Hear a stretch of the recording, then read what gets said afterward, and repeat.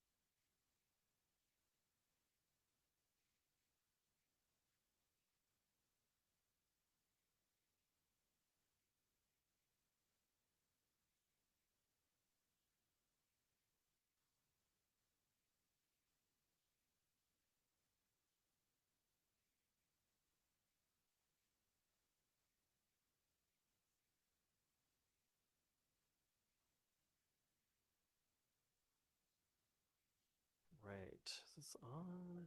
Great. Thank you so much. Thanks everyone for joining. Thanks Alvin for the introduction, and to the dean, who I know is not here, but for the invitation. I'm excited to be here, especially after spending many years thinking about all of you, your institution, and many of your graduates who have shaped much of my thinking and a lot of my own work. I also recognize how rare it is for talks about books and history to be placed within a lecture series of architecture schools today, so I'm especially grateful that you are all here. I will do my best to save room for some conversation at the end and to try to keep us all awake as we spend the next hour together. Here, this is a little loud. All right, so I'm going to share some stories from a recent book that I just published called Incorporating Architects. And before I dive right into the book and the conversation here, I thought I would begin by sharing a little bit about how and why I became interested in architecture and architecture firms and architecture corporations, like the large architecture and engineering firm AECOM in particular. So like many young students studying architecture, and hoping to become an architect, I entered college in 2007 from a town where there were no architects, with the impression that architects impacted the world with the creativity of their designs and their drawings. And in design school, we learned that we were reading books about architects and the profession from the 1980s, and seems like an archaic period at this point. And we were learning that architects earned relatively low wages, that large firms were few and unremarkable, and that a good professional architect was one who sheltered her work from political and economic life. And when I moved to LA in 2012, I began to work with sociologists and historians of the architecture profession to study how architects worked and how they created their businesses. And I remember walking through downtown LA for the first time and looking up and reading the names of the tops of the towers, and one stood out. So I read, as Alvin was mentioning, Union Bank, US Bank, Citibank, City National Bank, and then AECOM. What was AECOM? So the firm was a Fortune 500 architecture and engineering company with more revenue than any other publicly traded company in LA at the time, rivaled only by Disney next door in Burbank. For scale comparisons, the firm itself held more capital than 97 countries worldwide. It rented offices in as many nations as the UN. And with nearly 100,000 employees, more people worked there than lived in 98% of US cities. And so I began tracing the history of the A in AECOM, which stood for architecture. First, as it was scaling One California Plaza, hoisted from a truck bed to the top of the tower as a postmodern sign. And I began to wonder, how had this A become so big yet so quietly embedded in a sea of financial institutions? So who were the architects? What did they do there? And how had this definition of architecture come to be? So AECOM listed 28 services across nearly 50, quote, subsidiary firms on its website at the time: architecture and design, IT and cybersecurity, finance, strategy plus. What didn't the company do, I kept asking myself, and what did these terms even mean? Were there other large architecture and engineering firms like them?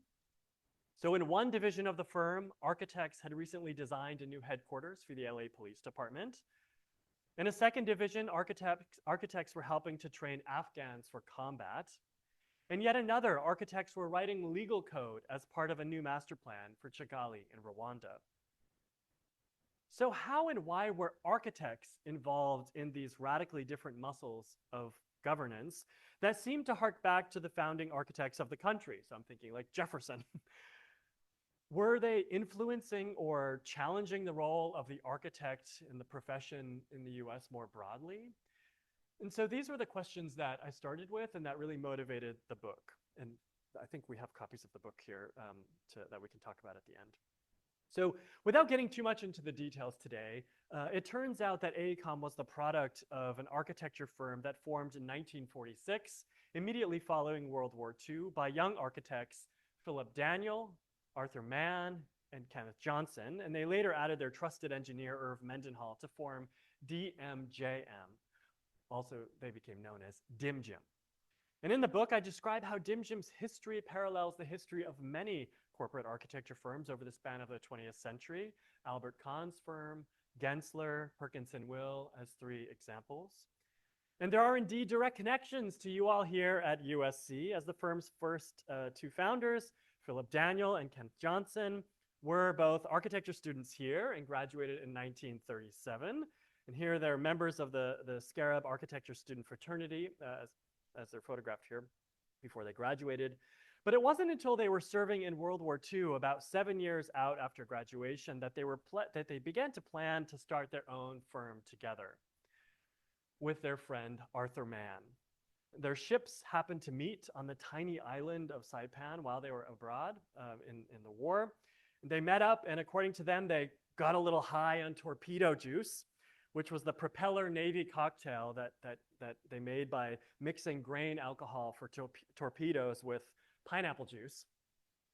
And so it was then that they had this great idea, thanks to this juice, to form their own firm.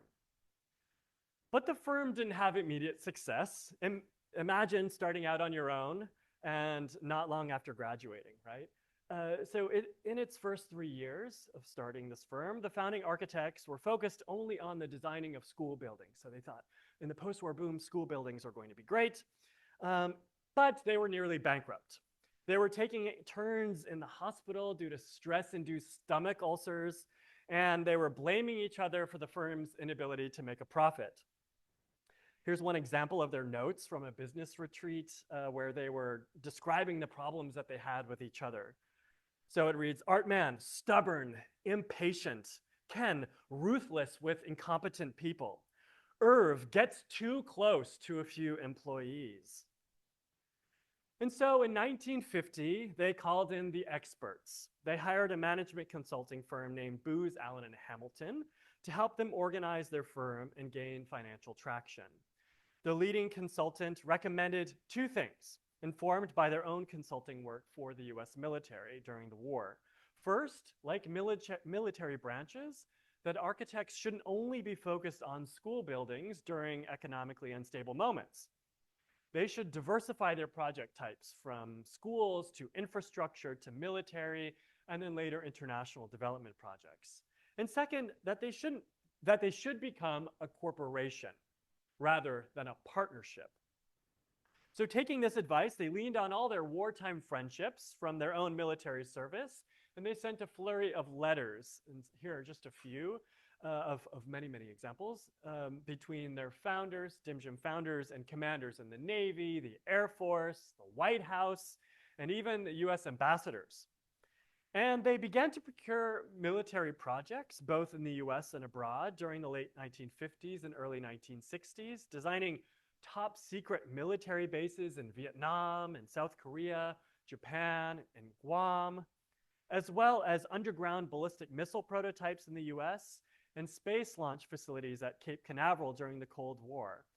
I'm including this rendering of one of the missiles here on the right, which was shopped out to another architect classmate of theirs from USC, Jack Martin Smith, who had previously rendered the stage sets for The Wizard of Oz.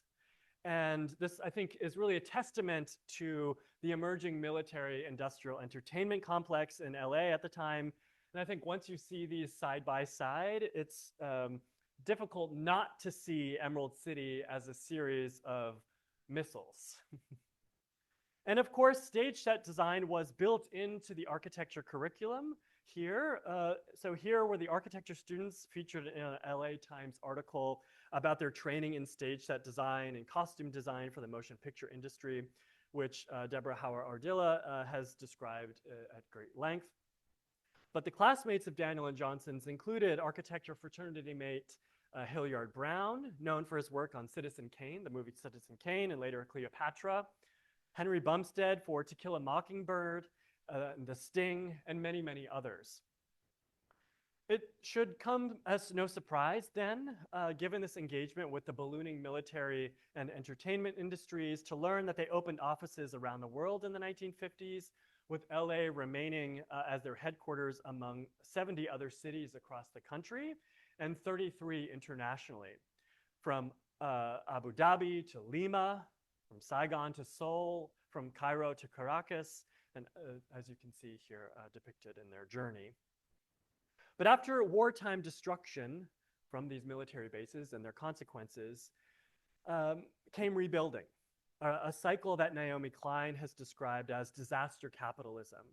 So beyond their projects at home, they procured large international development projects with so-called cost-plus contracts with the USAID that they learned had higher profit margins and terms that made exploiting local laborers easier through this overtime abroad, easier abroad than at home.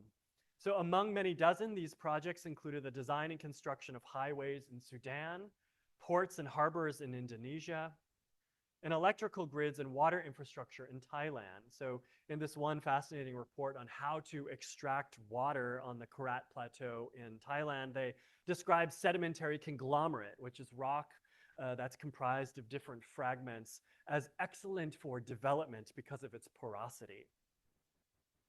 Yet these concepts of extraction, porosity, and defense and development also paralleled and were informed by their ideas about business. So in business, Dimjum filed its articles of incorporation in 1952, creating business manuals and organization charts such as this one to structure its growth. And I won't bore you with all the details, but it's these kinds of diagrams in business and the organization of people that were informing the buildings that they were designing and producing. So the executives were breaking from traditional design work, just as the skins were breaking as curtain walls from the structural systems. And at the time, the government was, with some exception, only allowing architects working on defense and development to be corporations because they were working on these risky projects and deserved greater legal protections. So architects were supposed to work as sole proprietors or as partnerships, not corporations in the United States, because as the courts argued, architects had individual licenses, still have individual licenses, and therefore we hold these intimate bonds with our clients, like a lawyer or like a doctor, they argued. So how could you maintain that trust if you were working in a big group with only one licensed person? This was the question that the courts were asking.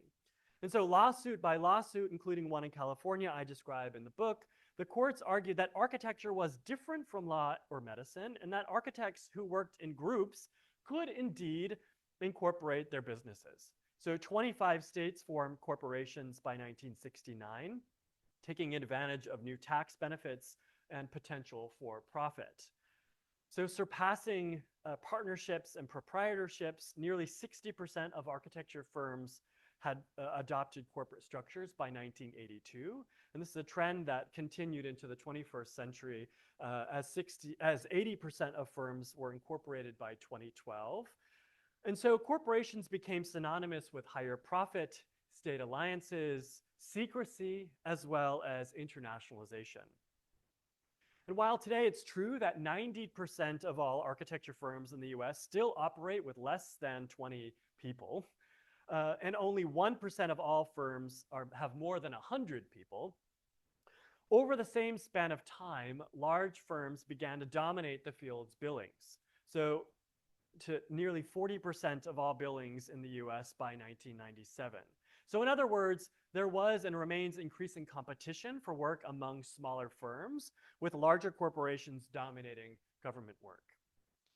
In terms of revenue, you can see that if we compare the early 1970s even to 2007 or 2017, which is the most recent economic census, the average employee size hasn't changed a whole lot in firms.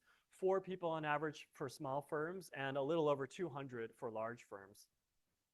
But if we look at the revenue per person, small firms used to bring in more money per person than large firms.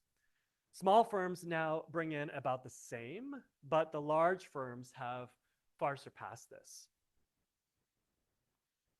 Yet once a corporation had met a kind of limit of expansion, so once you've expanded into many, many cities and filled your offices, and the corporate charters, not unlike the Code of International Development and Military Expansion that they were writing, specified that you could acquire other companies to diversify. And so as new expertise was needed, entire companies and their assets were acquired. And it's in this interrelated set of contradictions and shifts from internal growth to external acquisition, from defense to development, and from incorporation to conglomeration, I argue, pulls the history of architecture, 20th century architecture, into the history of imperialism. So acquisitions of lands, of bodies, and businesses signaled a most extreme version of capital accumulation. So by the late 1970s, DimGem had acquired and merged with a diverse array of other firms, self-described as a professional conglomerate. A firm as a portfolio, marrying the terms of business with the terms of art and architecture. So in other words, a porous infrastructure through which the people and firms could pass. Here you can see a list of the firms that were swallowed up and merged with or developed by DimGem and later AECOM since the 1950s. And finally, back home in LA, they created aesthetic theories around concepts, around these very concepts of conglomeration for their clients that had, like them, become multinational conglomerates. They hired well-respected architects like Cesar Pelli and Anthony Lumsden, and they won numerous design awards with projects that peppered the city, including a laboratory for the semiconductor conglomerate Teledyne in Northridge, which is one of my favorites because you can kind of see how they clearly transpose the business chart itself onto the ground as the plan of the building, with expanding so-called fingers that were designed to expand in all directions in case of company acquisitions. And I love showing this project to students because it really shows how the business itself was the design. So professional practice is the most exciting class, right, to take in architecture school. So urban infrastructure projects as well, such as the Tillman wastewater reclamation plant just north of LA, another favorite, since architects were turning the smelly sewer treatment process into public architecture and winning design awards. This was used also, you might recognize it from the background of Star Trek. They won many design awards for this, and still to this day, every time I visit, there's like a wedding happening, you know, a bizarre place with kind of smelly undertone. But they also designed many mirror glass office buildings, such as the Manufacturers Bank, whose undulating skins became central figures in postmodern discourse. But quickly, what were some of the other businesses, these so-called subsidiary firms at DimGem? One of the early subsidiary corporations was called Logicomp and its offshoot Design Methods, which were early data processing companies. And so using their military contracts and the clearances that came with them, DimGem had access to these massive military computers before most architects, including the powerful UNIVAC 1108, which cost $2.3 million at the time, using it for development studies or even to compute the plans for other architects' offices. So on the right, you can see this output. This is for their design of Welton Beckett's office and trying to figure out where things should go, where the administrative suite should be and how close it should be next to the drafting space in the office. A second subsidiary was DimGem Aerial and Associates. So they acquired a military plane, you know, as most architects do, right? This was an A-26 bomber from World War II. And they used the Huron equipment that came with it. So this is equipment for navigating bombers to survey, quote, undeveloped and, quote, unknown parts of the world, including in Africa and South America. And so with all of these many subsidiaries within this expanding corporate conglomeration, from real estate to construction management to surveillance, even to cosmic X-rays, the urban economy itself was defined as the site for the architect. So the city, like the firm, was comprised of social, economic, political, and physical subsystems in their view. Yet they defined architecture as only a tiny part of the physical attributes of the city, not at all touching the political or economic components, and as a direct opposite to non-material social and cultural subsystems. But when we take into account the broader range of practices and the expanded scope of work in which architects were actively engaged through these subsidiaries and affiliated companies, the field of architecture was indeed much wider. And so the growth of the practice went hand in hand with the process of urbanization. And of course, this urbanization is echoed in the urban concentration of architects that has continued to intensify. You can see here in this Bureau of Labor Statistics map where architects currently work across the US and where they don't work. So there was on average about one architect per 10,000 people in the US in the 1850s, two architects per 10,000 people in the US in the 1950s, and now there are nearly 8 architects per 10,000 people, begging the question about oversaturation or perhaps just saturation, as well as its correlations with unchecked development and unchecked university admissions, perhaps. This trajectory is not matched by other professions, I would just add. So if we flash forward to more recent days to help us answer this question about what architecture had become, we can turn to the words of corporate leaders for hints that echo the history that we've just covered. AECOM's vice president argued in 2010 that, quote, "We are AECOM. We can do anything." Up the street at Gensler, another architect more recently suggested that their architecture is, quote, "what we say it is." Or even Bjarke Ingels at Big, who has argued that, quote, "architecture must become worldcraft." So if we understand architecture or the work of architects to be anything at these corporate firms, we must ask ourselves, why is it that this expansionary rhetoric sometimes echoes those of our professional associations or even our universities? Well, it turns out that large architecture corporations like DimJim gripped the reins of the profession and lobbied the government for policies that would suit the expansionary needs of their own firm. And while there were many positive unintended consequences of these new complex bureaucracies, including a disproportionate number of women entering the profession through large corporate firms before it was acceptable at smaller firms, many first as secretaries and then records managers, such as Carol Ann Bakeman on the left, my favorite photo, or architects Zelma Wilson, Kim Day, or Ellen Wright, who was in charge of the most recent expansion of LAX. And many of them went on to lead their own firms after working at DimJim or AECOM and their own award-winning careers. And at the same time, in the 1950s, the AIA presidents were more commonly leaders, though, of large corporate firms. So Chatelain Gogler Nolan, Perkins & Will, HOK, RTKL, and on and on.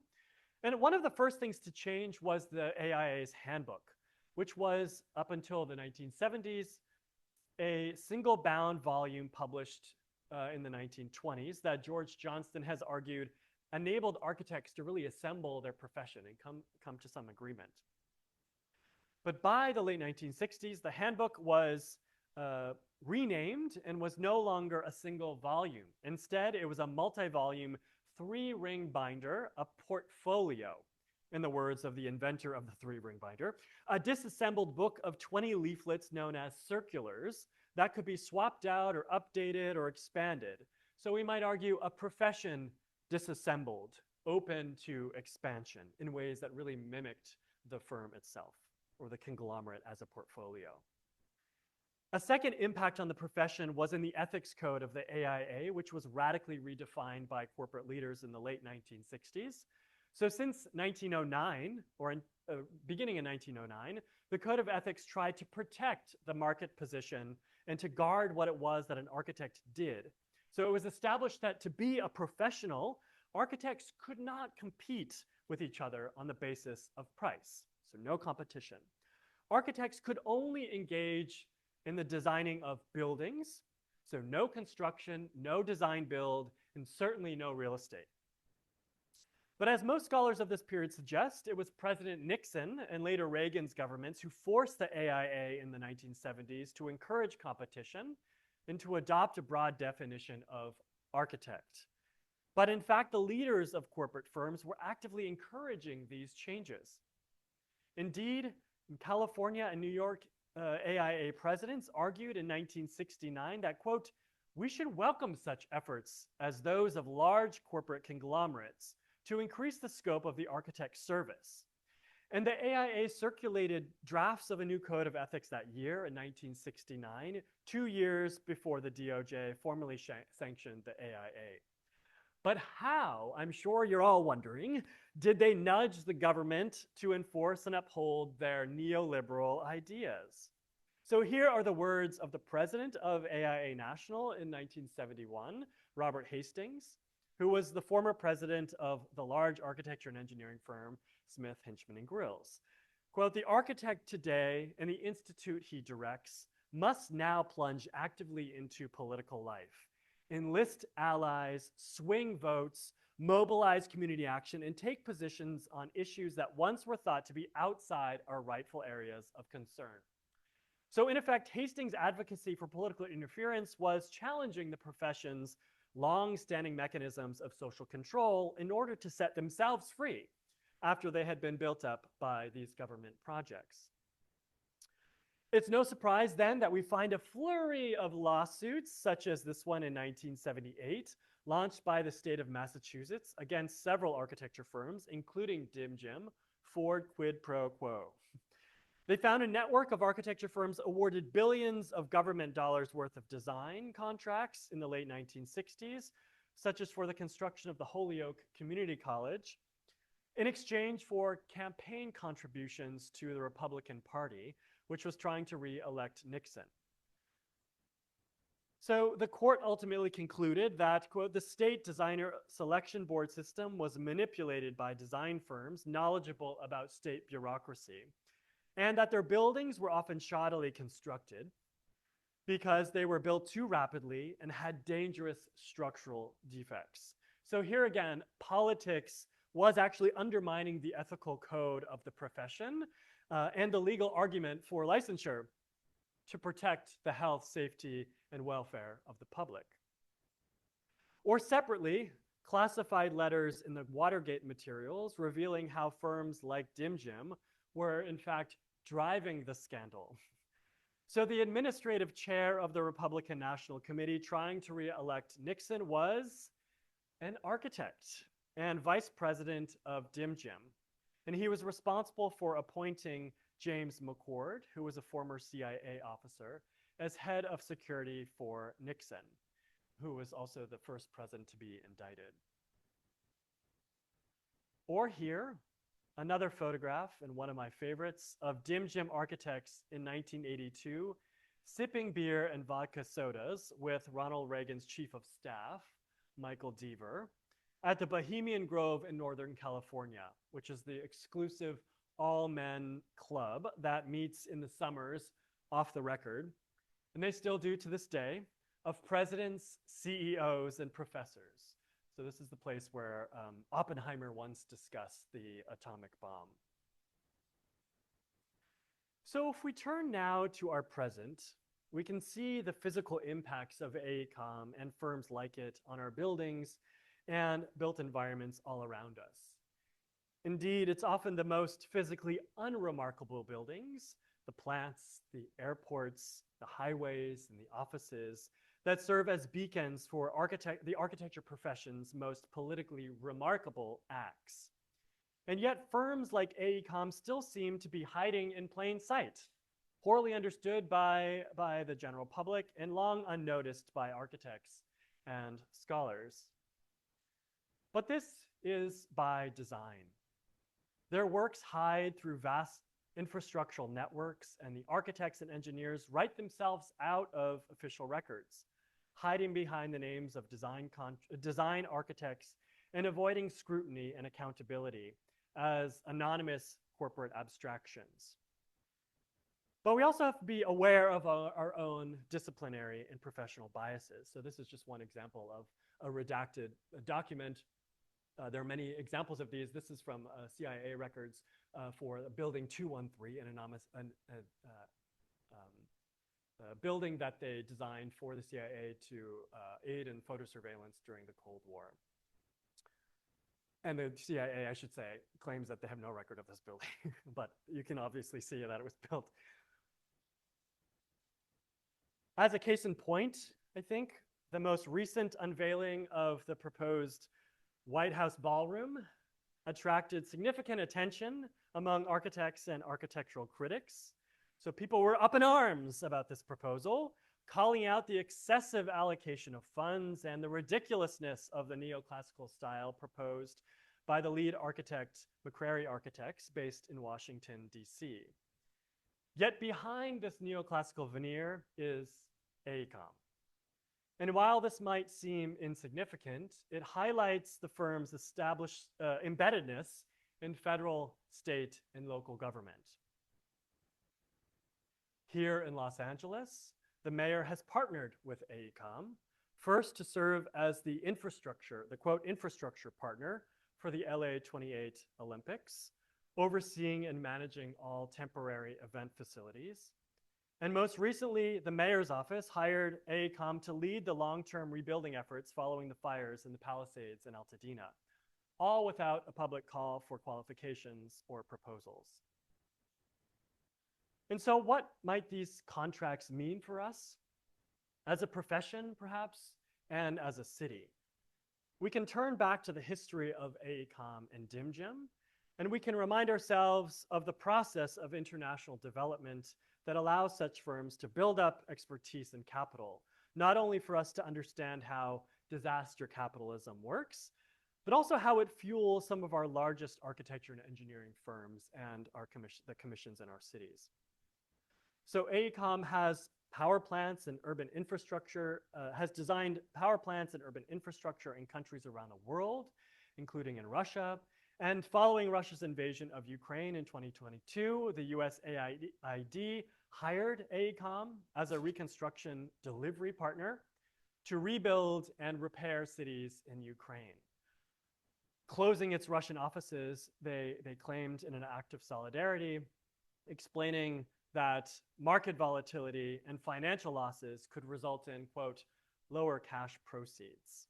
So here again, architecture is in fact a political act. And most recently, amid Israel's daily bombings of Palestine, AECOM began assembling a new team for reconstruction there too. This past summer, the company posted jobs for design managers for reconstruction in the West Bank and Gaza.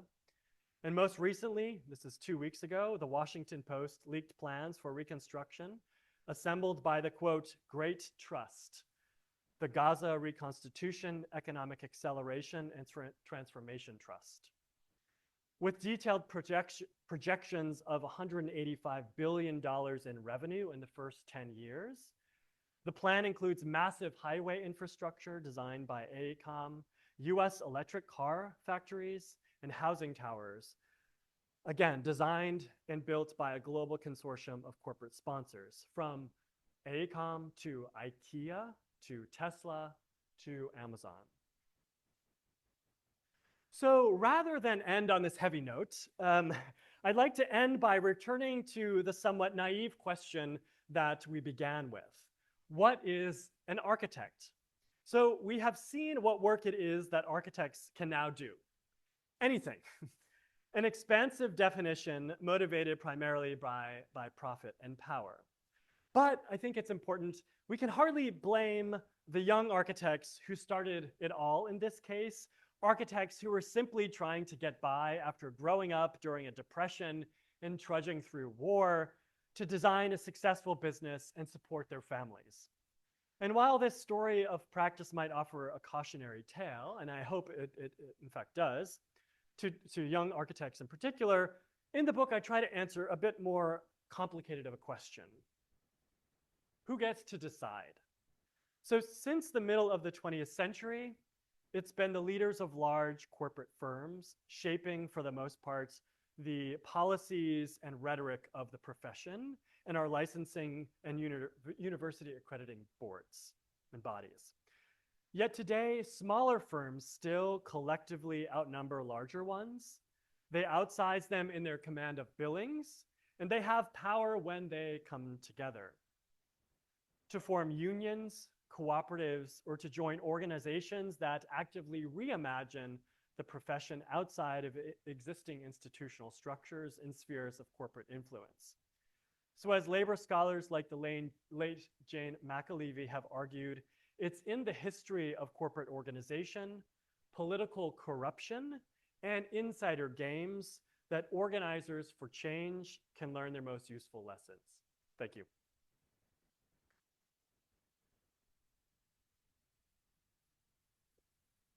Thank you, Aaron. We're going to go ahead and open it up for questions here. I'm going to start off with a question first. One of the interesting things I saw was actually this, the number of architects seems to be increasing, like, like exponentially, in both in terms of the quantity of people studying and working in architecture, but also in terms of the number of firms that exist. One, what do you attribute that to? And two, how do you see that playing out in the future where, say, what we're looking at is the trend, number of people it takes to deliver a project reducing dramatically because of technology? It's a great question, and one that I don't necessarily have the perfect answer for. I think we can attribute a lot of this to this corporate expansion, right? Like universities, if we think of just like a company like AECOM, right, their businesses, and we need to think about expansion of degree programs, master programs, et cetera, add another year. So fifth year, why do we need a fifth year, right, et cetera, et cetera. So all of that kind of history is I think, related to all of this. And in terms of the proliferation of architects and the number of architects, what's interesting is that actually the number of firms hasn't really changed. It's mostly just the sizes of the large firms. So they're kind of being swallowed up in these larger firms. And I think to this question of saturation versus oversaturation, it's something that I think we need to figure out how to assess as an industry. Like, how do we know when we're at a tipping point? I think we can look at the job market as an indicator of that, whether or not you're all able to get jobs and find internships, et cetera. And I think for now, it seems to be like that there is still a demand. But also, this raises the question of architects doing other things, right? Like architects getting into real estate, architects getting into graphic design, and being creative about where architects go. So I think because of this openness that the profession has created about what architects can ethically do, there are a lot more possibilities. One of the other kind of interesting trends is the reduction of the number of architects at companies like AECOM. So now they're like 2% of the whole company. And when I first went to study that, I first went to their office, I was all excited. I said, hey, I'm going to study you. And they said, architecture? Why are you interested in us? And I was like, wait, what? That means architecture, right? And so they were not even very aware of their own history. They didn't realize that they had been started by architects. The architects wrote the kind of script for the firm. But yes, it sort of ballooned into all of these other industries, but I still like to think of it as an architecture firm because it was designed by architects in that way. But in some ways, they designed themselves out of it in the end. Yeah. Question? Great question. Thank you. Really interesting. I sort of think your work and your research is sort of completing a triad that started 20 years ago with data physics and metaphysics complex, which is powerful shape the world that deals with art, cultural exchange, architecture, and the organizational complex by Reinhold Martin that looks at Aristotle's ability to not only organize research and corporate labs, but also turn that into a material.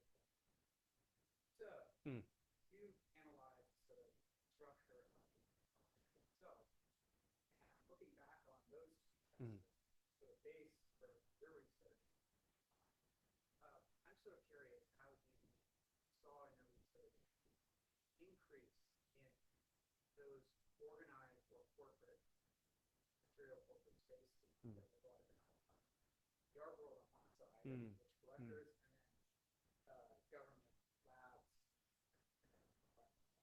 labs. Fascinating. And both great references. I love both of those texts, and Reinhold is a good friend. Christopher Hawthorne. I had this exchange with Christopher Hawthorne a couple weeks ago about this, and he described it as the imperial complex, or the architecture imperial complex, maybe as a way to complete the triad. But yeah, I think the expansion of corporate buildings, or the kind of coalescence of art and architecture during this period is super fascinating. I think someone like Anthony Lumsden is someone that we can really look to as someone who is not shy about getting into the weeds of these projects, and learning about the organization itself and then turning it into architecture. So the sewer treatment plant was celebrated in the LA Cultural Affairs office. It's like, oh my gosh, high design. And they actually didn't even want to support it initially. But at the same time, the reason why they needed such a project was because the city was expanding, right? So if we think of like even why we need to have these expanded facilities, right? It's to promote the expansion of people and this, all that. So I think it converges with these design architects who are in thinking about organization. Cesar Pelli, but Cesar left very quickly after working at DimJim. It was a little too corporate for him. But yeah, turning like a facade system of these what seem like generic buildings into something super interesting, right? Like how do you actually turn a corner and make it a rounded surface? Because when you have a conglomerate, you have these companies want to be recognized as a singular thing, right? Like we are one company, but at the same time, they're comprised of so many different businesses that each kind of want to be recognized as distinct, right? Like if you're a company that sells sneakers and also radio waves or whatever it is, right? Like those don't really go well together. So it's a challenge for architecture. Like how do you design that envelope as something that is both uniform and then also curvilinear? But to the trend, like, was that? The way I saw it. Yeah. Yeah. Think about SOM's heyday. Right? Yeah. Under Bunchak's Mm-hmm. they generated a kind of heroic Mm-hmm. and could be respected, but never really took off as a Sure. sort of died in it. But then I look at DimJim, essentially AECOM and Gibson. Mm-hmm. They sort of shape most of our environment that we occupy as human beings. And despite the talented personnel, this institution and other institutions, they seem to fail at making truly innovative or interesting spaces. It's right. Sort of a copy clip architecture that's created a totalized. It's quite banal when you start breaking it.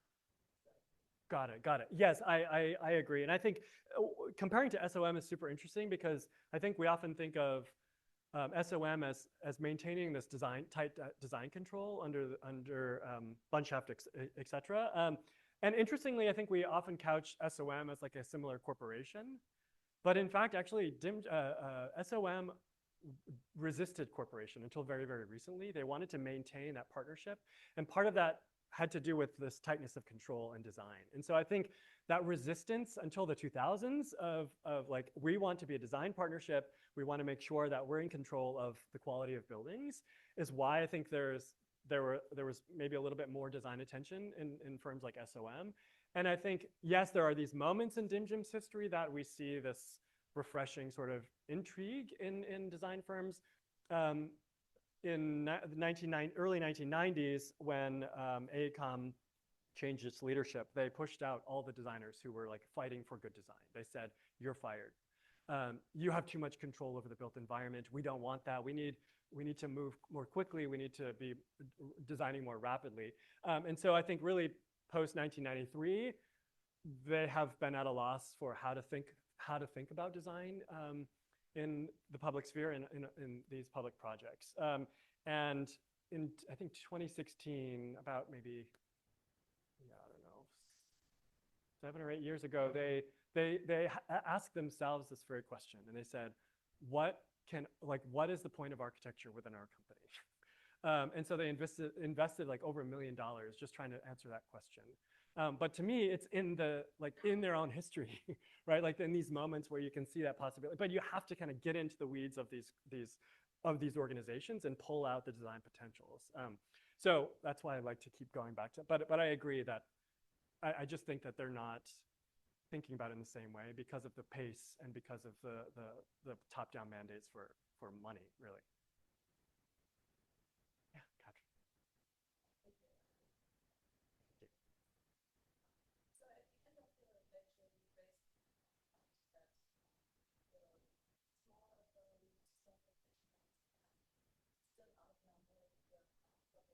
Mm-hmm.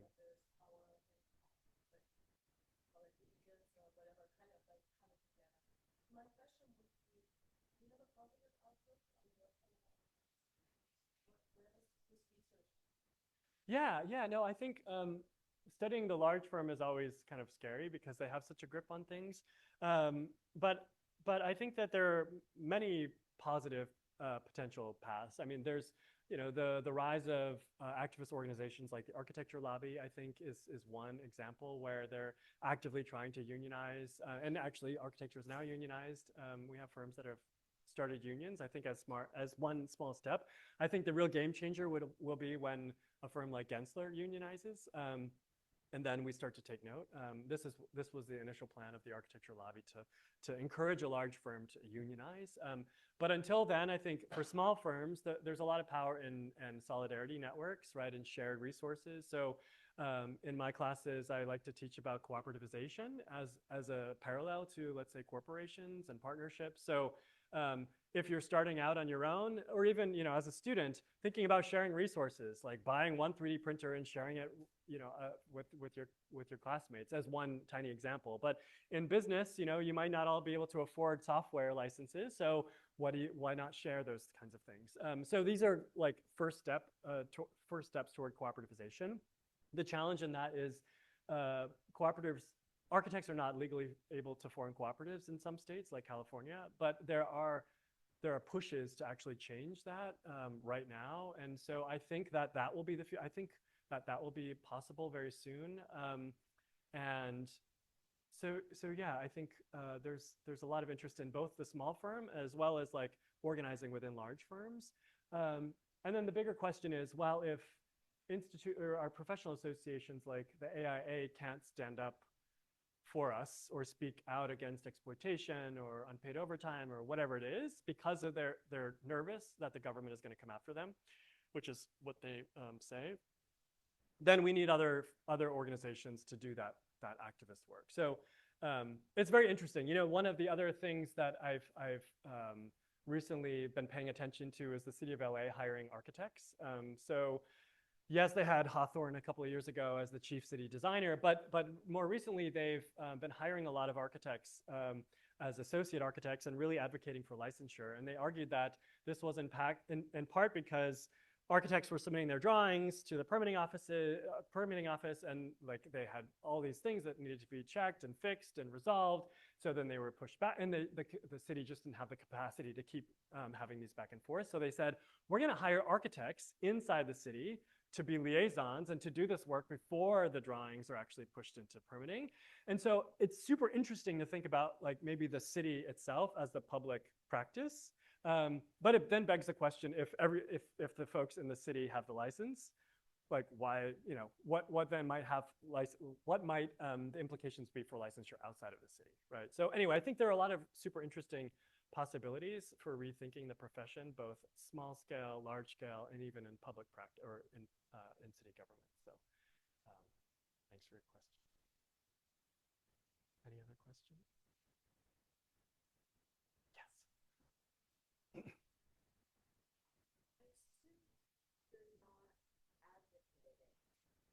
That architects should treat public funds.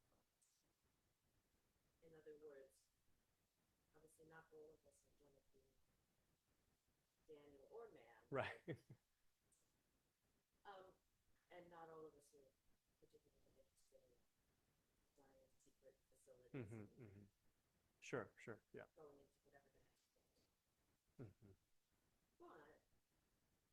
But there is a place for architects and architecture and practicing architecture platforms, the public realm, advocating Mhm. for that Mhm. and being present forcefully for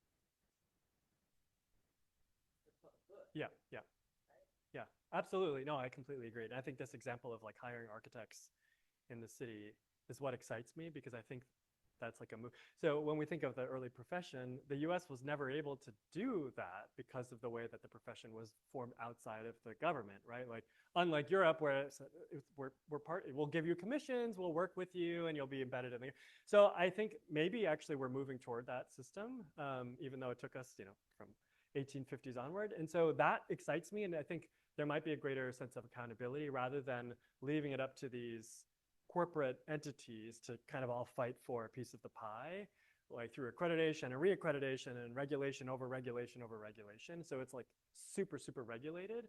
And so then we just talk about fights between them all. But I absolutely agree. And I think that the public realm is there's so much potential in the public realm for thinking about like what this firm would look like embedded in, or what practice would look like embedded in these, in cities everywhere, not just LA, but yeah. And also smaller, Sure, yeah. small firms, it's not going to be handed in an airport. Right, right. We need Yes, exactly. to do that. Yes, yeah, yeah. But there are a lot of other places that have huge impact in the way LA develops, the city gets Mhm. built out, Yeah. continues to get built out, that smaller firms and more progressive voices, not necessarily taking advantage of it, but architecture placing that. I agree. Yeah, and I think small firms, there are some small business incentive programs that have been really effective in other cities. Even the Bay Area there, but I mean, California is really tricky where you can't, oh, it's not based on gender, it's not, you get in trouble.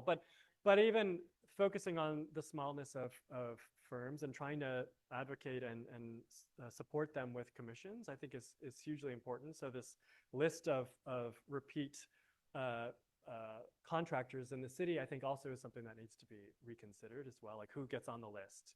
And like these young grads, they had no idea what they were doing. They just said, military base, we'll do it. We've never done one before, but no problem. We'll do whatever you say, right? But they had friends in high places. And so not everyone has friends in high places. So then if you don't have those friends, what is that structure? What is that system? And I think that's what's missing. So that not to say that we're trying to create a bunch of AECOMs, but so that we can distribute the money and distribute the commissions, because that it makes for a healthy built environment in that way. Any other questions? Sure. Yeah. Question. First of all, congratulations on your book. Thank you. Thank you. I was looking at the sources, and it was just it's just so impressive. So Thank you. really overall with the work. So I was thinking about the question of ethics and conflict and relationship that the troubled, I would say, relationship with architecture and artists have had in the past and continue to do so. So I guess I'm trying to see like. So institutions, of course, you alluded to the fact that there are certain institutions, bodies that are unable to keep these kind of unequal practices in check. But thinking about the overall culture of the profession, discipline, and how might it still view such big companies with admiration for certain things. So, like, let's say there was a star architect here presenting the new hack. This is how I feel, unfortunately, we are still very much entrenched in that way of thinking. Sure. And so, so I don't know if someone would look at the reach and success, and I don't think it's a success, but it's just the breadth of the work that big corporate, a corporation like Kepler or AECOM achieve, they might think of it as this successful practice. So I guess I'm trying to figure out, like, okay, how might we change that narrative where all these actors out for all the stuff that they're doing, hiding or in San and work to change the culture of the. Yeah, it's a big question. And I think we have a lot of work to do, I think, in our institutions, right? But also not to celebrate necessarily this model, right? Like to say, oh, let's all be imperialist. But maybe to understand them and to think about how this also relates to the kind of genius system, because this is where the power in our profession lies, like it or not. So we can either pretend that we're interested in figuring that out and learning about it, or we can do our thing with the creative whatever. And I think ethics are a tricky thing, but also the like licensure or the accreditation criteria of our schools have trended more in this direction, right? So like more at like history and theory is now basically an extracurricular in the eyes of the National Architectural Accreditation Board, right? So you can meet that just by having a lecture, one lecture a year in as a historian. Here we are, check, done, right? So you don't even necessarily have to have history classes, right? Which is like, so if we're talking about cultural transformation, really, this is what